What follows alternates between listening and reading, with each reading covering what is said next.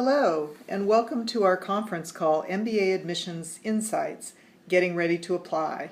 Thank you for joining us. My name is Allison Davis. I'm Associate Director in the MBA Admissions Office. I'm joined by my colleague Luke Pena, Director of MBA Admissions. Hi, everyone. In the next 30 minutes, we'll be talking about what to keep in mind as you consider applying to business school. We'll start by debunking a few common misconceptions. Then we'll discuss some questions that you may find worthwhile to ask yourself at this stage in the process, with some tips on how to go about answering them. We'll wrap up by answering some of the questions submitted by you in advance. So let's get started, Luke, by debunking a few myths. First myth: people with my background don't go to business school. Sure, I hear this a lot. I can debunk this myth. Look, once upon a time, the profiles of business school and the students, I do believe it was very narrow, but management education has evolved a lot in the last few decades, in the last few years. So now you see many business schools focusing much more broadly on the idea of developing leadership. And so this means aspiring managers are now recognizing good leadership. This is needed across all industries and across all companies, not just among the so-called traditional backgrounds. In fact, those of you who with academic and professional backgrounds where leadership training is less common actually may have the most to gain from an MBA and the most to contribute. Absolutely. And the potential for learning and for impact with a background that might not be so-called traditional, it's especially pronounced. So at Stanford, we don't have a preference for a certain academic background or a certain professional profile. We take the position that diversity of experience adds immensely, and it's integral to your experience. So that means there's not one right profile. There's also not a correct socioeconomic profile. And I know that's often a great concern, and many of you might worry about the cost, and we work to help offset this cost with need-based financial aid programs. So I believe that regardless of your background, if you're excited to learn and grow, if you want to help others learn and grow, and if you're passionate about leading organizations and changing the world in meaningful ways, you should consider a Stanford MBA. Here's a common myth: I'm too old to pursue an MBA, or I'm too young to pursue an MBA. Sure. Well, let me dispel with the notion of age. We don't consider your age in this process at all. We think about this as career stage. And look, people at all different career stages can benefit from an MBA. Now, I acknowledge the reasons and the objectives for pursuing an MBA can differ a lot based on where you are in your career, and that's great, and that's fine. I tend to think it's exciting to be part of a community like Stanford's where there's a range of objectives and goals, but everybody wants to create meaningful impact. And we sometimes call it an insane level of greatness. And we acknowledge that everyone defines that greatness in a different way, including based on where you are in your career. So I tend to think of the MBA as an investment, right? It's an investment in yourself and the communities in which you operate. And there's probably never a wrong time to invest in your own learning and development. That's right. It's never too early in your career to invest in being a better and a more self-aware leader. On the flip side, you're never too experienced to invest in your leadership ability. So at Stanford, we like having this range of experiences in the class where you can learn from others who have different profiles, different levels of experience. So regardless of this experience level, if you recognize the value of this investment and investing in your leadership ability, again, I encourage you to consider the Stanford MBA. Another myth: an MBA would narrow my professional options, not broaden them. Well, this is a myth that I think mirrors the first myth that we talked about, which was about a narrow set of pre-MBA backgrounds. This is the flip side. This is that there are narrow post-MBA paths. So let me dispel this myth. Remember, we talked about management education evolving. It's become largely industry and company agnostic, and it's focused on developing better and more impactful leaders. So at Stanford, we focus on things like general management curriculum.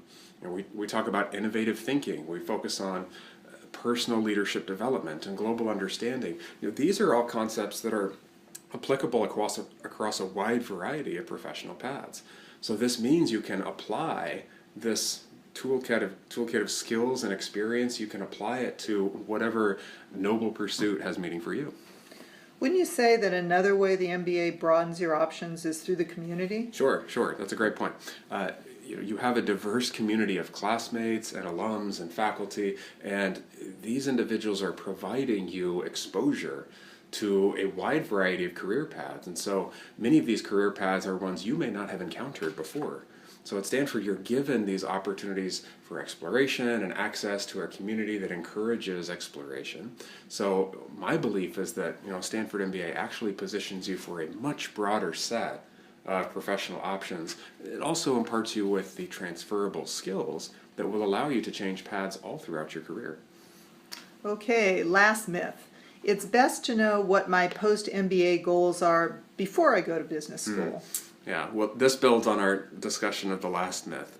At MBA, at a place like Stanford, we talked about how this broadens opportunities for professional options. So what this means is that your business school is actually a great setting, and maybe even the ideal setting, to exercise your curiosity, to explore different career paths. And it's ideal here because you can explore and the downside risk is low. Right? You can use your time here as a student to do things like pursue an internship in a completely different field, or shadow a practitioner from industry, or even just schedule things like coffee chats or lunch talks to explore and satisfy this curiosity. And students who explore sometimes find their goals change even as they're exploring, don't they? Absolutely. You might be surprised to hear that it's actually 75% of our students here that switch careers after the MBA. And this is in large part because of this exposure to classmates and alums and the faculty and the visiting speakers that give you these opportunities to explore.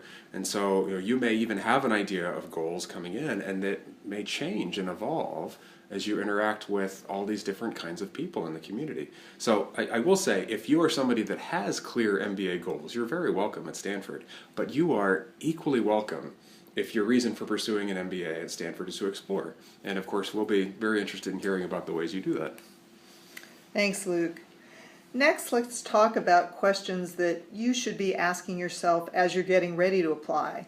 In fact, answering these questions for yourself now can probably save you time later in the application process. So one thing to ask yourself that's useful is an MBA the right degree for me? Yeah. Well, let me start by making an assumption. And this assumption is that if you are listening right now, you are interested in growing, you're interested in improving, both on a professional and a personal level. So I make that assumption. So then to answer this question, is the MBA right for me?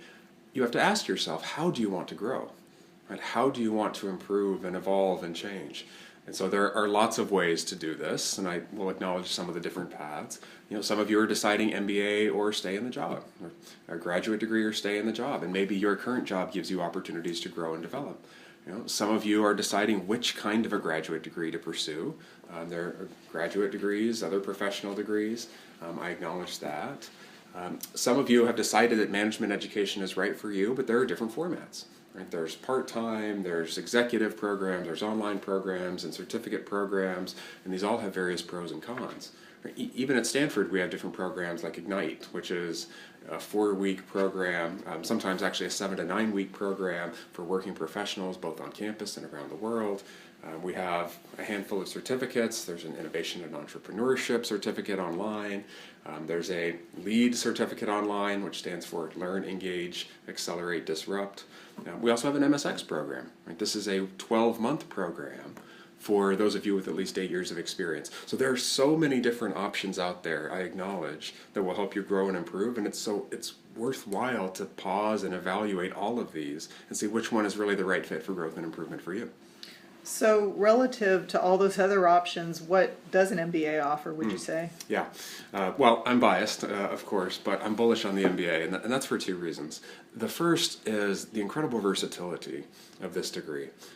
As I mentioned, the focus of an MBA here at Stanford, it's not on a narrow specific career path. It's not on a narrowly defined set of skills. It's actually on broad applicable concepts, so innovative thinking, the personal leadership development, self-awareness, interpersonal experiences, understanding and navigating the global landscape around you. Right? These are all very valuable skills in a very versatile sense, and so this is a skill set that actually makes you a very versatile professional. So the MBA isn't just for people pursuing careers in business? No, not at all. These skills are applicable all across different career paths, across different cultures, and frankly, very appropriate for a world that's changing rapidly around us. So the diversity of the skill set is broad and versatile. The community is also very broad. And so this is a community that provides perspectives that are much more varied than you often find in the workplace or in other graduate degree programs. Again, people are coming from all these different backgrounds, and that gives you a learning environment and a laboratory to expand your perspective and abilities. So that's one reason. The second reason why I'm bullish on the MBA, it's the idea of the curation of all of these distinct experiences coming together. So sometimes people ask me, why would I even bother with the MBA? And that's a fair question. So in my opinion, I believe it's impossible to curate all by yourself all of the experiences that an MBA simultaneously offers. Can you replicate the classroom learning with the faculty that we have here? Right? Can you replicate the emphasis on innovation, the immersive opportunities to practice leadership, the global experiences? Can you curate this all on your own? Right? Can you assemble 400 plus people who are some of the most amazing and inspiring and ambitious future leaders to make that your own support network? If you can do all this on your own, then maybe you don't need the MBA. But if you recognize value in immersing yourself in an environment where all of this comes together, then I encourage you, take a good long look at a Stanford MBA. Now, I should mention one other thing. Some of you are interested in management education and a business degree. You're also interested in studying something else simultaneously. And this is a really exciting and growing area in business and MBA schools. It's the idea of doing a joint and dual degree. And so many schools, Stanford among them, offer the opportunity to study business and something else. And so if that applies to you, you can pursue that. We'll actually talk more about joint and dual degrees in another one of these discussions coming in the next few months. Thanks, Luke. Another question. When is the right time for me to go back to school? Well, let me address an important distinction here. So there are different times to apply to school. If, let's say, you're applying to Stanford as a college senior or as a current graduate student who has continued straight through from undergrad, you have the option of applying for admission, and if you're admitted, deferring your admission to a future year. So similarly, if you're already working but you are interested in applying to a joint or dual degree, you may also defer your admission to pursue that other degree first. So those of you that fall into those groups have some flexibility about when you start. Now, if you're already working and you're not applying for a joint or a dual degree, we do expect you to apply in the year when you plan to enroll. So for those of you who are in this position, this is a very important and a very timely question to ask. And the short and simple answer is when you're ready. You go back to school when you're ready. And remember our dispelling of the myth earlier that you can have too little experience or too much experience. That's not true. This frees you up to apply at that point in your career when you are truly ready. So the obvious question is, how would you know if you're ready? Yeah, sure. Well, I believe the right time is when you are ready for change. When you're ready for some sort of change. Now that is defined in different ways for each of you. Right? For some of you, that might be changing the very work that you do. You want to change industries. You want to change the very nature of the work that you're doing. Others of you may like the industry you're in or the company you work for, but you want to change your approach and how you think about the work that you're doing. So there are different ways to define this, but I believe that the time to know when you're ready, it's when you recognize this opportunity to advance your passions, to advance your interests by making this investment in yourself and the impact you have in your communities. Isn't there a cost, though, to interrupting your career? Yeah, sure. In fact, I think of two costs. The first cost is a financial cost. Right now, business school is not only an investment in yourself and your skills, it's also a literal financial investment. And I acknowledge you spend money to come to school, but I also hope that you don't consider that a deterrent. And so we're fortunate at Stanford to have a very generous need-based financial aid program. This helps fund students based on your financial need to attend. So we strive to eliminate that as a barrier for study. Now, the second cost is opportunity cost of stepping away from your career. And so for a full-time MBA like Stanford, that's stepping away for 2 years, perhaps even longer if you're pursuing one of the joint and dual degree programs. And so there are professional considerations. There are personal considerations. Are you moving a family? Are you delaying some other goal that's involved in your personal life to come and study at business school? I acknowledge all of these things. So when you think about this cost, I want to return to the framework of business school as an investment. Okay? It's an investment in yourself. It's an investment in your future. And it's an investment in the communities and the impact that you'll have within them. So as those of you who have experience with investing know, with any investment, there's an upfront cost. Right? And as with any worthwhile investment, there are also rewards that justify that cost. And so, the rewards here, from an MBA and from a Stanford MBA, they may be financial, but I actually believe the more valuable rewards manifest themselves in the form of a career of impact, a life of meaning. So I say, think not just about the short-term cost, think about the long-term rewards that pay dividends for the rest of your life. And so, when you're ready, regardless of your career stage, when you're ready to make this investment that does have the short-term cost but pays the long-term dividends and impact and meaning, that's when you know it's the right time. Third question, is this the right school for me? There are so many schools around the world, and so many of them offering management education. And sometimes this can feel like a curse because there's an abundance of option. But I actually encourage you to think of it as a blessing because each school is different. And that means each one has a different value proposition. Now, there's a myth that we didn't dispel earlier, but I want to dispel now. That myth is that there is some universal ranked order of schools and that a higher ranked school is inherently better than a lower ranked school for all of you. That's simply not true. Right? Each one of you listening has a different set of schools that are best for you, and this is based on a widely varying set of personal criteria. So in this sense, do the research on the schools, and do that research not based on some list or what somebody else says is right. Apply your criteria that's important. So for some of you, you'll care about location. Right? Some of you will care about the culture of the school. Some of you will care about how are you taught in the class? What are the teaching methods? Right? Some of you care about, is it a general management program, or are there concentrations and majors that allow you to very deeply specialize? So pay attention to the criteria, but pay attention in regards to your specific set of interests and desires. What would you say differentiates Stanford? Well, I think of this in three frames, in three elements, and they're progressively deeper. So the first element is programmatic features. Okay, so these are things like location, right? So we're in California, and this is a place where there's enthusiasm about innovation and exploring the unknown, right? I think about the structure of the program. So ours is a general management curriculum. So we focus on broad applicable skills that are transferable across industries, right? We focus on things like experiential leadership rather than strictly theoretical instruction. In fact, the classroom instruction, it's a combination of both research faculty and practitioners.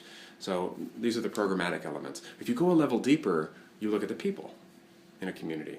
So at Stanford, we have a small class. It's just over 400 in each class, and the students get to know each other not just as classmates, but as friends and as people that they can count on to support one another. Right? It's a feedback-dominated culture. So we encourage students to practice giving each other feedback and develop each other's leadership through this practice. The alumni community, as a result of the small, tight-knit community, it's very strong, it's very responsive. But then you go even one level deeper, right? And you arrive at the values. And so the values of a place like Stanford focus on personal transformation, they focus on self-awareness, and ultimately focus on values-based decision-making. And making decisions based on what has meaning and impact for you. So this, to me, suggests a really powerful insight about the values at Stanford. When you come here and you graduate, we hope that your pursuit and your goal is not success. Okay, success is fine. It's a good thing. It's fine to want, but we hope that's not the primary goal because it's superficial, it's temporary, and times completely out of our control. So, if this is your goal, you may or may not find it. So instead, we encourage you to position, to transform, and think of the goal as happiness and meaning, right, and purpose. And so these are noble pursuits that you can, in fact, attain and achieve. So if this is your pursuit, chances are you'll find it, and chances are you're more likely to find success as a byproduct. This sounds all pretty aspirational. What tactical steps can our listeners take to determine if Stanford or another school is right for them? Sure. Two suggestions. The first, engage with us. Right? We've got lots of opportunities to engage with the Stanford community as well as other business school communities. So if you're so inclined, come and see us on campus. If you can't visit campus, attend one of the events around the world that we put on. Check us out online. We have more of these online events coming. We've got some great videos online. Look at student profiles. So we put out a lot of content for you to understand the school. Now, this is a lot of data and information from the school, but it can be one directional. So you also have to self-assess. Right? You have to take action in response to learning about the school and self-assess to make sure the community is aligned with your own values. And I think one simple trick for this is, look at what the school is asking you, for example, in the application essays. Sketch out, some light responses and see what reaction you have. If you get excited about that, that tells you one thing, and if you have a different reaction, that may tell you another thing about your fit with the school. Great, Luke. Let's move on now to answering audience questions. Thanks to so many of you who submitted questions in advance. Okay, what are some things we can do 3 to 6 months prior to submitting an application to a full-time MBA program? 3 to 6 months. This is a great time for reflection. Right? I think sometimes the temptation is to think of the application as just a series of checkboxes and steps that you have to go through to be a candidate, but actually reflection goes a long way towards helping you know if this is truly the right path for you. So once you've decided that this is the right path, plan. Put together a plan. Look at the deadline for when you want to apply and work backwards from that deadline so that you prepare and give yourself enough time. I also encourage you to identify the resources that will help you best prepare. And so resources look like they manifest in a lot of different ways, but I think maybe the most important is get the people around you who will be your support network, who can give you feedback on your application and who can give you guidance on preparing for this big step. And then finally, as I mentioned, check in with yourself along the way. Self-assess. How are you feeling? How are you responding as you're moving through this process? Are you excited? Are you not? Are you dreading it? This is valuable feedback for yourself that you should take into consideration. This next question is about application rounds. I've heard that admissions rates differ between different application rounds. How should this factor into our decision about which round to apply for? Well, you should apply when you're ready and when your application is complete. Now, I think it's important to note we do not enter a round with a quota for admission offers. We don't go into a round with a fixed admission rate in mind. No, the number of admission offers in a round depends on the number of qualified candidates relative to the pool, and that changes from one round to the next, from 1 year to the next, and it's not something we predict.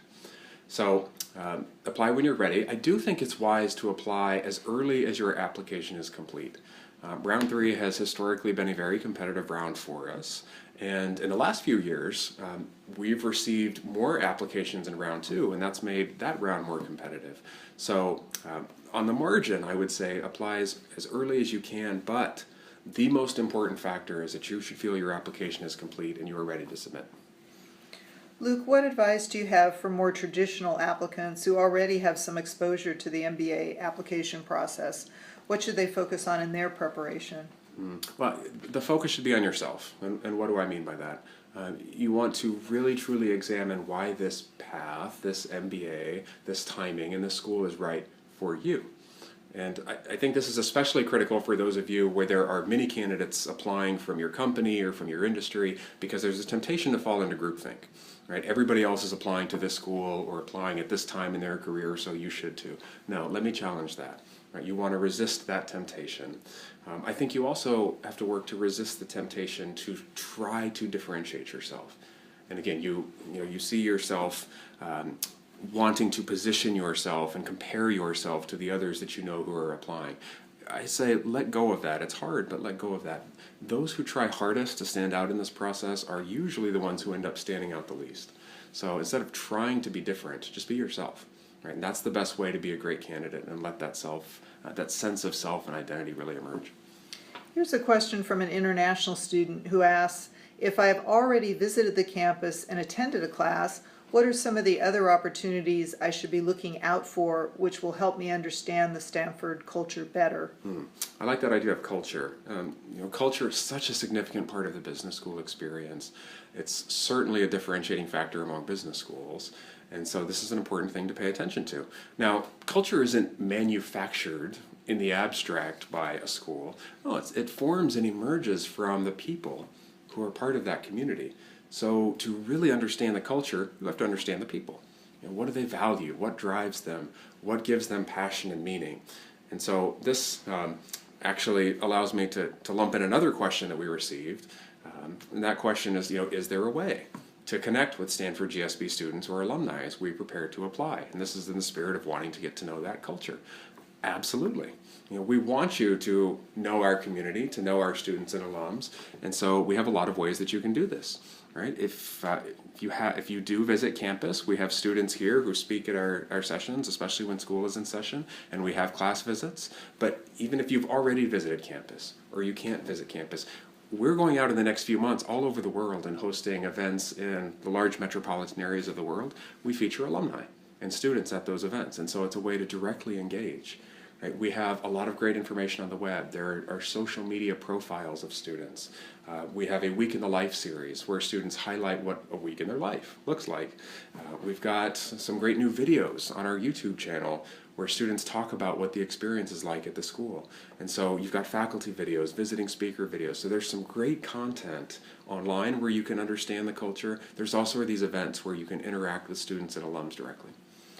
Does admissions see and care if an applicant has visited campus? We're delighted to have you visit campus. We're delighted to offer these opportunities. We have information sessions Monday and Friday all throughout the year. We have class visits during the 3 quarters, the fall, the winter, and the spring when classes are in session. We even have larger visit programs. These are coming this September, so things like Mini Voices for diverse perspectives. We have an XX Factor event for women who want to change the world. We've got a Visit Day, which is a general visit event, and these are day-long events. Now, we have these opportunities, but I want to be very clear. We offer these to help you understand the Stanford experience and culture, and many applicants find this to be a helpful step in preparation, but we do not weigh them in our evaluation process. It's very important to preserve fairness and equity, and we understand that some of you have the opportunity to visit, some of you do not, and so it's not an advantage or a disadvantage in the evaluation process. It's for your research. All right, Luke, we're almost out of time. If you didn't get your question answered today, feel free to contact our office by email or phone to ask your question. Luke, before we go, any words of advice for our listeners today? Yeah, I've been careful not to talk too much about the application itself. It is important to us, but we wanted to focus today first on how to get ready to apply. And we will talk about the application in a future discussion in this series.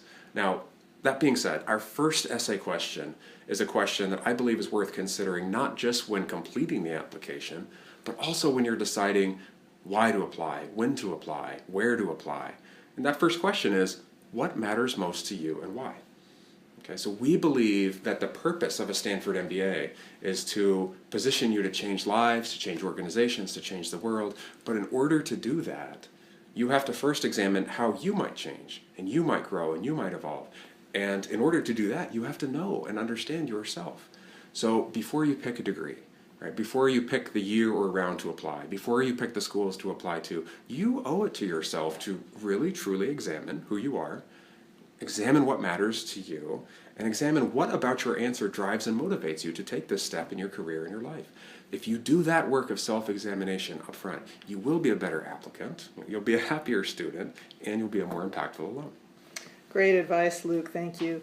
And thank you all for joining us. There are 3 more MBA Admissions Insight conference calls coming up, including preparing for your letters of reference and essays on July 12th, being a great applicant on August 10th, and considering a joint or dual degree on August 31st.